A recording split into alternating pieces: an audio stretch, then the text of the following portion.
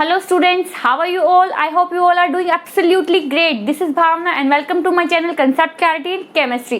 आज अपन शुरू करने जा रहे हैं क्लास 10th का एक और chapter that is periodic classification of element. Periodic classification of element. देखिए कहाँ से शुरू होती है पीरियोडिसिटी या पीरियोडिक क्लासिफिकेशन. पीरियोडिक टेबल हमें कैसे मिली, उनके स्टेप्स क्या थे, कौन कौन से हमें बीच में लॉज मिले और कैसे पीरियोडिक टेबल के जो एलिमेंट्स हैं उनको उनकी जगह दी गई, उनको उनका स्पेस कैसे दिया गया, एटॉमिक वेट के थ्रू, एटॉमिक मास के थ्रू, जैसे भी वो अपन सब पढ़ेंगे इस चैप्टर के अंदर. तो शुरू करते हैं आज अपने फर्स्ट लॉ से, जो पहला जहां से कि अपन को ये पता चला था कि जो means starting of periodic table थी, जिससे कि अपन को यूँ लगा कि अब पीरियोडिक टेबल बननी चाहिए या फिर उन स्टेप्स के थ्रू जो पीरियोडिक टेबल बनी उसमें सबसे पहला लॉ अपने पास था Dobereiner's triad law. Dobereiner's triad law. क्या कहा डॉबर्नियर ने बोला कि जो उन्होंने अपन को ट्राइड सबको पता है, इट मीन्स जो है तीन का ग्रुप. डॉबर्नियर ने अपन को ग्रुपिंग बताई, तीन एलिमेंट्स की ग्रुपिंग बताई और उन्होंने बोला इन तीन एलिमेंट्स की जो प्रॉपर्टीज होती हैं वो सिमिलर होती हैं. इन तीन एलिमेंट्स की जो प्रॉपर्टीज होती हैं वो सिमिलर होती है. जैसे कि आपकी जो बुक्स हैं उसकी, जैसे मान लीजिए आपको केमिस्ट्री है, फिजिक्स है, बायो है, सबकी क्या है ग्रुपिंग अलग अलग कर दी गई है. बायो के अंदर ये चीजें आएंगी, केमिस्ट्री के अंदर ये चीजें आएंगी, फिजिक्स के अंदर ये चीजें आएंगी, मैथ्स के अंदर ये चीजें आएंगी. इट मीन्स आपको वो ग्रुपिंग वाइज बता दिया गया है, जो भी उससे रिलेटेड है वो अपन ने एक अलग सब्जेक्ट बना दिया है. इसी तरह डॉबर्नियर ने क्या बोला कि जिनकी प्रॉपर्टी सेम है उन ट्राइड्स को, उन तीन एलिमेंट्स को अपन एक ग्रुप में रख देंगे. क्या बोला इन्होंने, तीन एलिमेंट्स को, इन्होंने तीन एलिमेंट्स की ग्रुपिंग की और इन्होंने बोला कि इनकी जो प्रॉपर्टीज होती हैं, प्रॉपर्टीज जिनकी सिमिलर हो, सिमिलर प्रॉपर्टीज. कैसे की ग्रुपिंग, उन्होंने तीन एलिमेंट्स की ग्रुपिंग की और बोला उनकी प्रॉपर्टीज जो है वो सेम होती है. फॉर एग्जाम्पल आपके पास ये तीन एलिमेंट्स हैं ए, बी एंड सी. इनकी जो है प्रॉपर्टीज उन्होंने सेम बताई, जैसे कि पी, क्यू, आर. इनकी जो है प्रॉपर्टीज उन्होंने सेम बताई. पर क्या कारण है जिससे इनकी प्रॉपर्टी सेम है, क्यों है इनकी प्रॉपर्टी सेम? इसका कारण डॉबर्नियर ने हमको ये बताया. उन्होंने बोला कि जो फर्स्ट एलिमेंट है, जो ट्रायड होता है, जिस ट्रायड की इन्होंने ग्रुपिंग की है और अपन को बताया कि इनकी प्रॉपर्टी सेम है, उसमें जो फर्स्ट जो एलिमेंट है उसका प्लस जो लास्ट एलिमेंट है उसका, दोनों के एटॉमिक वेट का जो एवरेज होता है, दोनों के एटॉमिक वेट का जो एवरेज होता है, उन्होंने बोला कि वो जो बीच वाला एलिमेंट है, जो सेकंड एलिमेंट है, उसके अप्रोक्सीमेटली इक्वल होगा. क्या बोला उन्होंने बोला जो फर्स्ट एलिमेंट है और जो सेकंड एलिमेंट है उन दोनों के एटॉमिक वेट का एवरेज जो है वो बीच वाला जो एलिमेंट है, जो सेकंड एलिमेंट है, उसके एटॉमिक वेट के अप्रोक्सीमेटली इक्वल होगा. फॉर एग्जाम्पल यहाँ पर मैं 2 लिख दूं और यहाँ पर मैं 4 लिख दूं. अब मैं आपको बताती हूँ 2 + 4 अपॉन में 2 लिख दिया हमने, ठीक है, 2 + 4 अपॉन में 2 लिख दिया मैंने. देखिए तो क्या आ गया 6 अपॉन में 2, तो अपने पास आ गया 3. यानी कि जो बीच वाला एलिमेंट उसका एटॉमिक वेट रहेगा 3. क्या बोला मैंने माना कि इसका एटॉमिक वेट 2 है, इसका एटॉमिक वेट 4 है. इन दोनों के एटॉमिक वेट को प्लस करके मैंने अपॉन में 2 कर दिया, तो इससे क्या है, इसका एवरेज निकल गया. एवरेज निकला तो 6 अपॉन 2 = 3. तो बीच वाले एलिमेंट का क्या एटॉमिक वेट बताया इन्होंने, 3 या अप्रोक्सीमेटली 3.5 हो सकता है, 2.5 हो सकता है, 2.8 हो सकता है, मतलब अप्रोक्सीमेटली उसके इक्वल होगा. क्लियर है? तो इसलिए कह दिया डॉबर्नियर ट्रायड लॉ, क्योंकि इसमें जो तीन एलिमेंट्स का ग्रुप था इसलिए इसको ट्रायड लॉ कह दिया. चलिए अब इसके पढ़ते हैं एग्जांपल्स.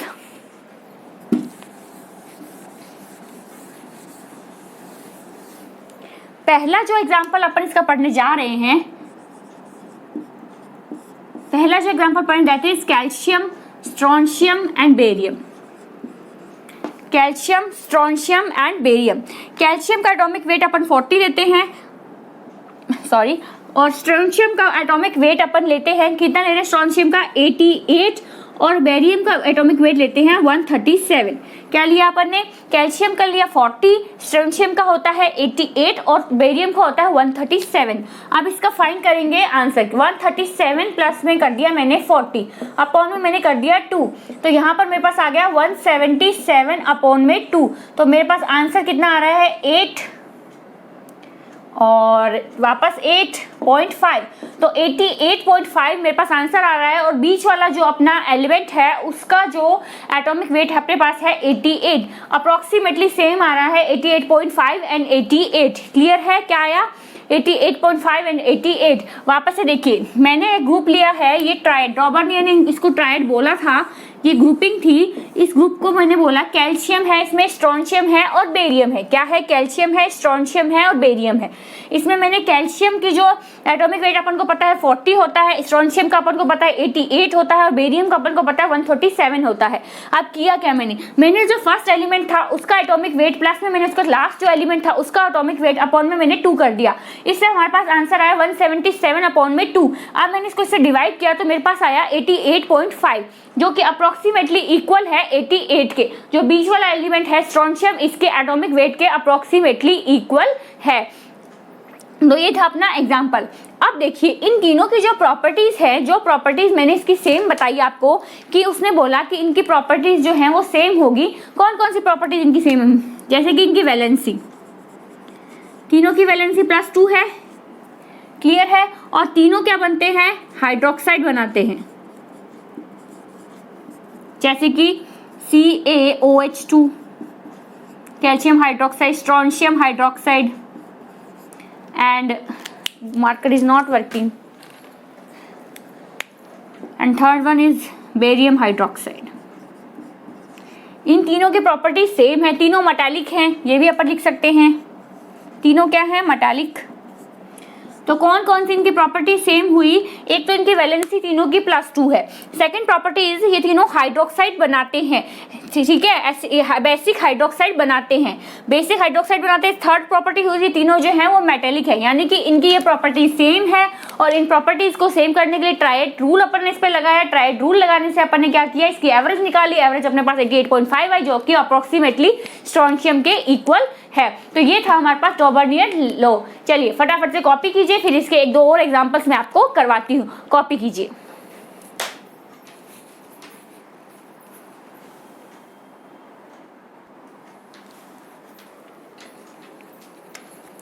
चलिए इसका दूसरा एग्जांपल अपने पास रहता है chlorine, bromine and iodine. Chlorine, bromine and iodine.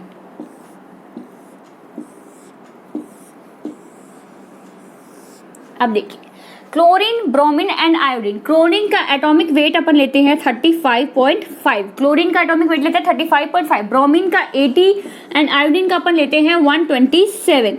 ये सब अपन को पता होता है। और अगर आपको क्वेश्चन पूछा जाता है तो क्वेश्चन में आपको नॉर्मली ये चीजें दे देते हैं, पर चूंकि ये क्या है कि एक्सप्लेनेशन कर रही हूँ तो मैंने इसको जो मुझे कुछ याद है वो एग्जांपल्स मैं आपको करवा रही हूँ। जैसे क्लोरीन है उसका 35.5 होता है एटॉमिक वेट, ब्रोमीन का 80 होता है और आयोडीन का होता है 127। अब देखिए 127 प्लस में मैंने कर दिया 35.5 अपॉन में मैंने कर दिया 80। 127 प्लस में मैंने कर दिया 35.5 अपॉन में मैंने कर दिया 80। देखिए 0.5 वैसे का वैसा आ गया। अब आइए 261 अपॉन में 80 नहीं आएगा, अपॉन में 2 आएगा, है ना, मैंने गलती से की दिया तो यहाँ लिख दिया मैंने 2। ठीक है, अब अपन इसको सॉल्व करेंगे तो अपने पास आएगा 81.5, अप्रोक्सीमेटली मेरे पास आएगा 81.5, जो कि अप्रोक्सीमेटली सेम है किसके? 80 के, ब्रोमीन के।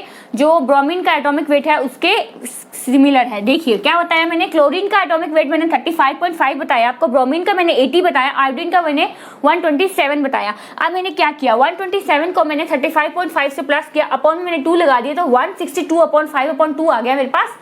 तो इज इक्वल टू हो गया 81.5, जो कि अप्रोक्सीमेटली सेम है 80 के। 81.5 अप्रोक्सीमेटली सेम है 18 के। तो इट मीन्स ये भी एक ग्रुप है डॉबर्नियस ट्रायड का। डॉबर्नियस ट्रायड का ये भी एक ग्रुप है। अब इसकी जो सिमिलर प्रॉपर्टीज हैं वो अपन रीड करते हैं कि इनकी कौन कौन सी प्रॉपर्टीज हैं जो सिमिलर हैं। फर्स्ट ऑफ ऑल इनकी वैलेंसी, तीनों की वैलेंसी -1 है। क्लियर है? सेकंड क्या होता है, ये तीनों हैलाइड्स बनाते हैं। तीनों क्या है? हाइलाइट्स हैं, और क्या हाइड्राइड बनाएंगे तो HCl बनाते हैं, HBr हाइड्राइड बनाएंगे, और HI 3 हाइड्राइड बनाते हैं। तीनों हाइलाइट्स हैं और ये हाइड्राइड बनाते हैं। और थर्ड इज, ये तीनों क्या हैं, नॉन मेटल्स हैं। इनकी तीनों की प्रॉपर्टीज कौन कौन सी सेम हो गई, इनकी हुई है 35.5, 80 और 127 इनकी प्रॉपर्टीज है वैलेंसी, और ये हैलाइड बनाते हैं, और थर्ड है नॉन मेटल्स। क्लियर है बच्चों? चलिए, अब ये तो था अपने पास डॉबर्नियर ट्राइड्स के दो अच्छे से एग्जांपल्स। डॉबर्नियर ट्राइड्स के डीमेरिट्स क्या थी, क्यों डॉबर्नियर ट्राइड्स नहीं चला? क्योंकि जो डॉबर्नियर ट्राइड्स था वो सभी एलिमेंट्स में नहीं लगता था। क्या लगता था? सभी एलिमेंट्स में डॉबर्नियर ट्राइड नहीं लगता था। फॉर एग्जाम्पल कि सेम जो ग्रुप्स थे, मान लीजिए FCl BRI halides same group के अंदर आते हैं, तो इन्होंने क्या किया कि ये तीनों की प्रॉपर्टीज तो अपन को बता दी कि सेम है। अब ऐसे ही इन तीनों की प्रॉपर्टीज जो है वो सेम नहीं हुई। फॉर एग्जाम्पल देखिए, फ्लोरीन है उसका 19 एटॉमिक वेट, क्लोरीन है, क्लोरीन का 35.5 atomic weight, and bromine, bromine का एटॉमिक वेट है 80, ब्रोमीन का एटॉमिक वेट है 80। अब देखिए 80 प्लस 19 अपॉन में 2 मैंने कर दिया, 80 प्लस 19 अपॉन में 2 मैंने कर दिया 9, एंड 9 अपॉन में 2। अब मैंने इसका निकाला तो 44 समथिंग आएगा।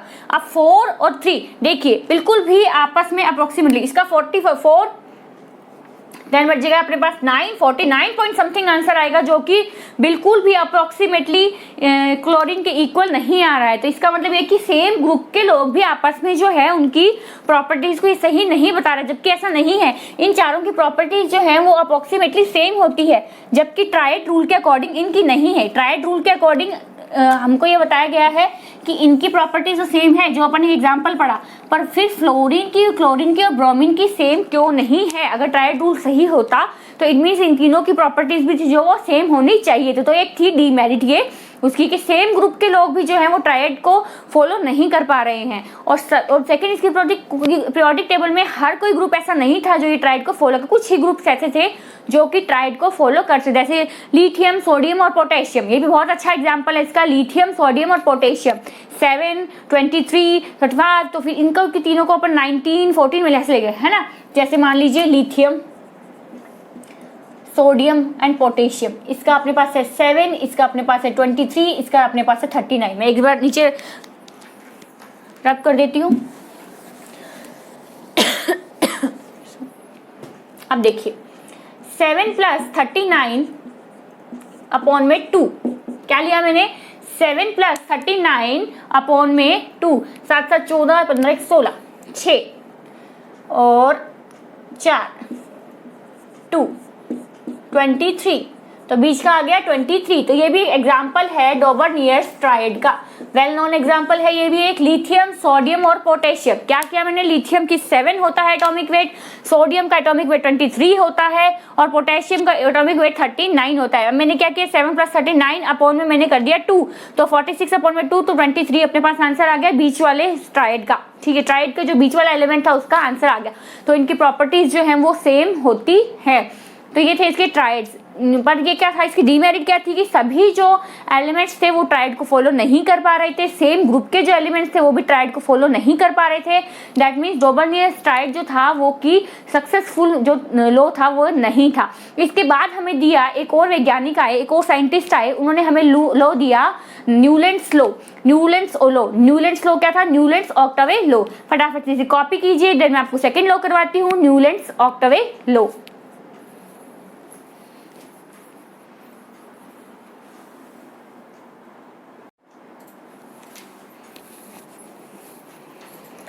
तो चलिए बच्चों, सेकंड लॉ अपने पास है न्यूलैंड ऑक्टावे लॉ। क्या, जैसे नाम से आपको पता है ऑक्टावे, इसमें मतलब है 8 एलिमेंट्स जो है उनको अपन को लेना है। जैसे ट्राइड था उसमें अपन 3 एलिमेंट्स का ग्रुप लिया था, इसमें अपन 8 एलिमेंट्स का ग्रुप ले रहे हैं। क्या बताता है न्यूलैंड्स लॉ? न्यूलैंड जो थे वो म्यूजिक लवर थे, उन्हें म्यूजिक से प्यार था, इसीलिए उन्होंने जो अपना केमिस्ट्री है वो म्यूजिक के अंदर डाल दी और उन्होंने एक अपना लॉ दे दिया। उन्होंने क्या बोला कि जैसे म्यूजिक में नोट्स होते हैं सा रे गा मा पा धा नी सा, उसी तरीके से जो एलिमेंट्स होते हैं वो भी उसी तरीके से अरेंज होते हैं। देखिए जैसे कि 7 1 2 3 4 5 6 7, और म्यूजिक के नोट्स कौन कौन से होते हैं? सा रे गा मा पा धा नी, और 8th जो होता है अगेन होता है सा, ठीक है, अगेन होता है सर। अब म्यूजिक जो है वो हिंदी हो इंग्लिश हो कैसा भी हो, उसमें नोट्स यही रहते हैं सा रे गा मा पा धा नी, और नेक्स्ट अपने पास वापस आता है सा, ठीक है। उन्होंने बोला जो 7 एलिमेंट्स हैं, एग्जाम्पल हाइड्रोजन, लिथियम, बेरिलियम,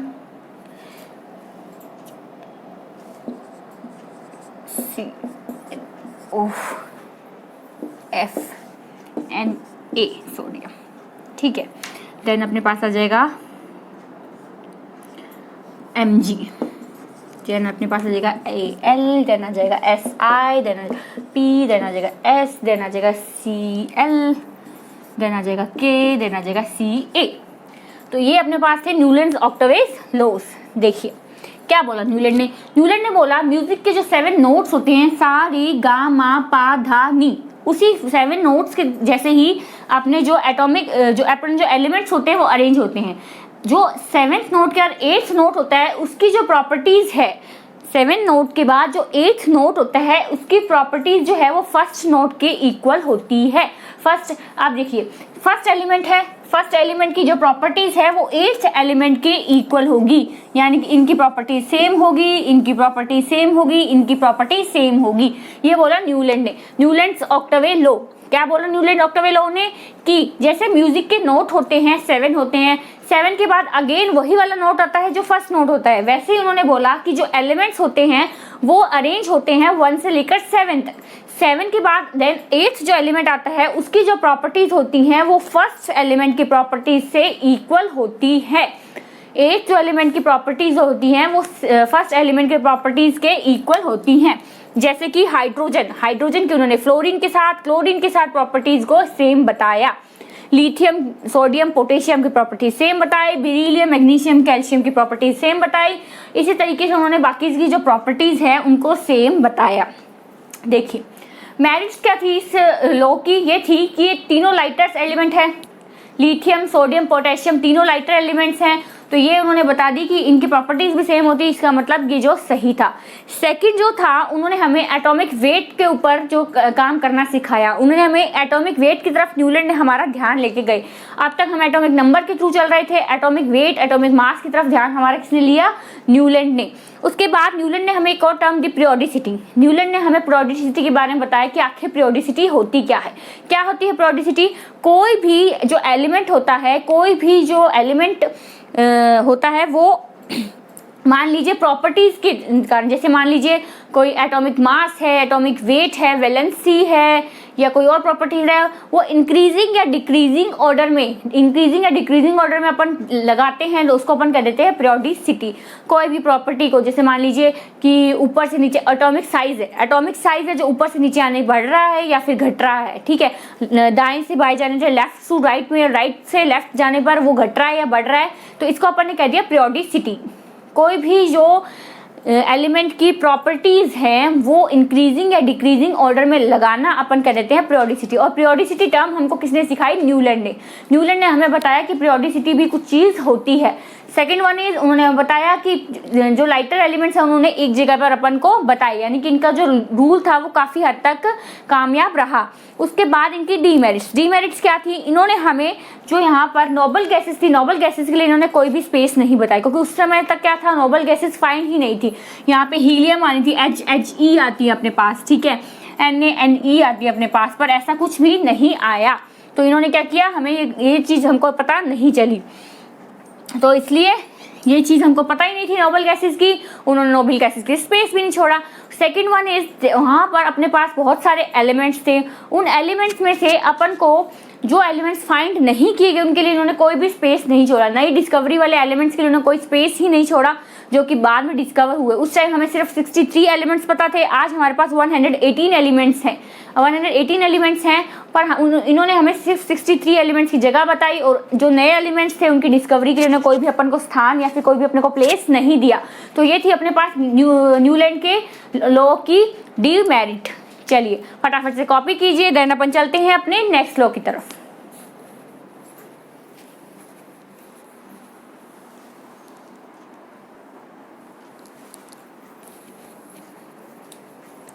चलिए अब अपन ने क्या पढ़ा था, न्यूलैंड्स लॉ। न्यूलैंड्स ने अपन को बता दिया था कि जो 7th नोट होती है, जो 7 न्यूलैंड ने क्या बताया कि जो म्यूजिक की नोट्स होती है जैसे कि वो वापस आ जाती हैं, वैसे ही 1 से 7 तक लौटने का 8th जो नोट होती है वो सेम होती है, फर्स्ट नोट के साथ से सा आता है। उसी तरीके से जो प्रॉपर्टीज होती है एलिमेंट्स की, वो फर्स्ट एलिमेंट की प्रॉपर्टीज 8th एलिमेंट्स के इक्वल होती है। और अपन ने डीमेरिट्स की पढ़ी कि इन्होंने अपन को कोई भी जगह नहीं दी नोबल गैसेस की, क्योंकि नोबल गैसेस उस टाइम अपन को पता नहीं थी। जैसे कि हीलियम, नियोन यहाँ पे नहीं आएगा ना, यहाँ पे आएगा।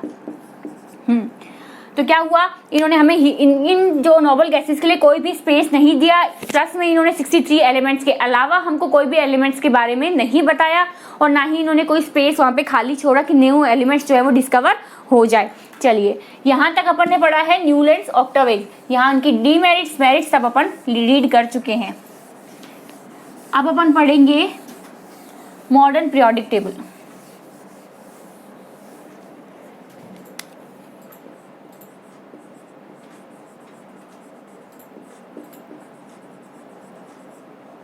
Modern periodic table.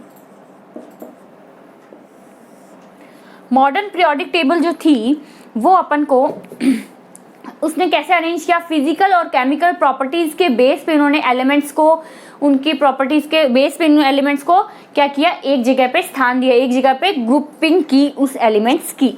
जैसे कि एटॉमिक वेट जो है उनके बेस पर की सबसे कम एटॉमिक वेट वाले को पहले रखा, उससे ज़्यादा वाले को बाद में, उससे ज़्यादा वाले को बाद में, ऐसे ही किया। इसी तरीके से शेल्स अपने पास नया वो शेल्स के अकॉर्डिंग रखा अपन ने, सबसे कम शेल वाली सब n=1, n=2, n=3, तो ऐसे अपन इसको भी अरेंज कर दिया। तो पूरी जो अपन को एक पीरियोडिक टेबल मिल गई वो मिली थी अपन को मॉडर्न पीरियोडिक टेबल में, जहाँ पर अपने पास थे 118 एलिमेंट्स। कितने थे, 118 एलिमेंट्स, जिसमें से 94 एलिमेंट्स ऐसे थे जो कि नेचुरली अकरिंग थे, जो कि नेचुरली अपन को मिले थे। बाकी के जो एलिमेंट्स थे उनको अपन ने क्या किया, लैब्स में अपन उसको आर्टिफिशियली ऑर्गेनाइज किया, आर्टिफिशियली अपन ने उनको बनाया, सिंथेसाइज किया आर्टिफिशियली। तो ये थी अपने modern periodic table. Modern periodic table में 4 ग्रुप्स थे, S, P, D and F। कौन कौन से ग्रुप थे मॉडर्न पीरियोडिक टेबल में अपने पास, मैं आपको सिर्फ एक व्यू दे रही हूँ मॉडर्न पीरियोडिक टेबल का, और पूरी जो टेबल है पीरियोडिक टेबल के एलिमेंट्स हैं उन सबको अपन एक नेक्स्ट क्लास में रीड करेंगे। तब तक के लिए मैं आपको सिर्फ एक व्यू दे रही हूँ कि पीरियोडिक टेबल में है क्या क्या। देखिए, ये मान लीजिए आपके पास पीरियोडिक टेबल है। पीरियोडिक टेबल में इस तरफ आपके पास S ब्लॉक रहता है, ठीक है। S ब्लॉक के बाद बीच में आपके पास D ब्लॉक रहता है, और इस तरफ अपने पास P ब्लॉक रहता है। लास्ट में अपने पास यहाँ पर F ब्लॉक रहता है। क्या रहा अपने पास, देखिए ये अपने पास S ब्लॉक रहता है पीरियोडिक टेबल में, ठीक है। ये D ब्लॉक रहता है, ये P ब्लॉक और ये F ब्लॉक। 4 ब्लॉक्स होते हैं अपने पीरियोडिक टेबल में, S, D, P और F, 4 ब्लॉक हैं ये। क्लियर है। अब क्या होता है, नॉर्मली हम रीड करते हैं जब S, P, D, F पढ़ते हैं, बट हम D को लिखते कहाँ पे हैं, S और P ब्लॉक के बीच में। तो ये है एक व्यू अपने मॉडर्न पीरियोडिक टेबल का। नेक्स्ट क्लास में अपन क्या करेंगे, मैं आपको आज इस पीरियोडिक टेबल के बारे में कुछ भी नहीं बता रही हूँ। तब तक के लिए आप क्या करेंगे, आपको जो भी मैंने आपको लॉ बताए हैं आपको उनको अच्छे से रीड करना है। उनसे अगर आप कुछ नहीं समझ पा रहे हैं तो आप मुझसे कमेंट बॉक्स में पूछ सकते हैं। और नेक्स्ट क्लास में मैं आपको पूरी पीरियोडिक टेबल याद करने की ट्रिक बताऊंगी। पीरियोडिक टेबल कैसे याद कर सकते हैं आप, एक ट्रिक के थ्रू अपन पीरियोडिक टेबल को याद करेंगे। देन अपन उसकी पीरियोडिसिटी है वो उससे नेक्स्ट क्लास में पढ़ेंगे, स्टेप बाय स्टेप पढ़ेंगे, ताकि जो है अपन को कंसेप्ट क्लियर हो जाए। कोई जल्दी नहीं है, अपन को अपने इजीली पढ़ेंगे और बिल्कुल आराम से पढ़ेंगे। इसीलिए अब आप इस पीरियोडिक टेबल का एक व्यू मैंने आपको बताया है, नेक्स्ट क्लास में आपको उसकी पूरी पीरियोडिक टेबल एक ट्रिक के थ्रू याद करवाऊंगी। तब तक के लिए बने रहिए मेरे साथ, मेरे चैनल पर, कंसेप्ट क्लैरिटी इन केमिस्ट्री।